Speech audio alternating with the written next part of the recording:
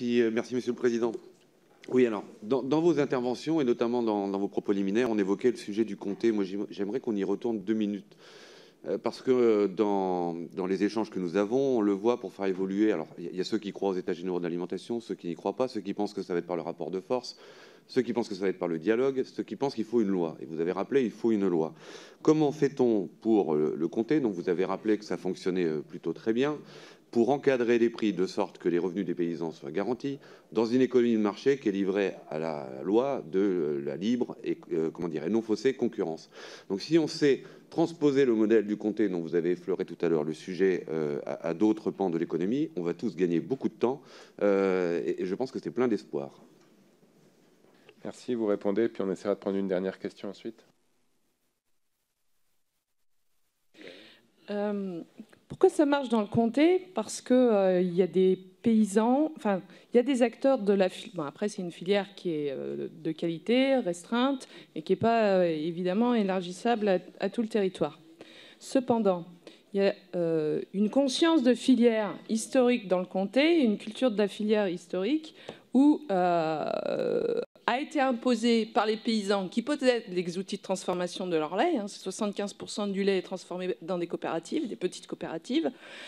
Lactanis a mis aussi son nez dans le comté. Faut aussi, tout n'est pas rose. Mais du coup, il y a un vrai équilibre des rapports de force. Et du coup, entre tous les acteurs de la filière, sachant que les paysans maîtrisent la transformation, la première transformation. Après, il y a les affineurs, etc. Je ne rentre pas dans les détails. Mais du coup, comme il y a un vrai équilibre des rapports de force, les paysans ont imposé la transparence sur les marges. Parce qu'il y a un équilibre. Et du coup, quand il y a une transparence sur les marges, on négocie. J'ai plus en tête si c'est tous les 6 mois ou tous les ans. Ça doit être tous les 6 mois. On négocie les prix d'achat décomptés par les affineurs. Les paysans ne vendent pas leur lait, ils vendent décomptés par le prolongement des coopératives. Voilà.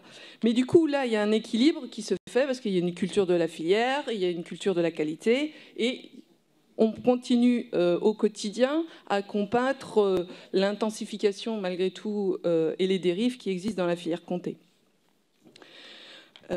Pourquoi je fais le lien? Et aujourd'hui, il y a un tel déséquilibre dans les rapports de force, dans les filières, on va dire, générales, que si on n'impose pas par la loi pour protéger un minimum le maillon le plus faible de la chaîne, on ne pourra pas entamer des négociations sereinement vis-à-vis de la filière.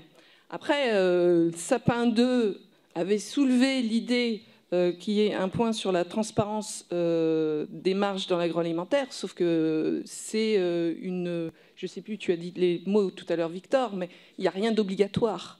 Donc du coup, effectivement, il y a un nœud au niveau de la transparence sur les marges. Après,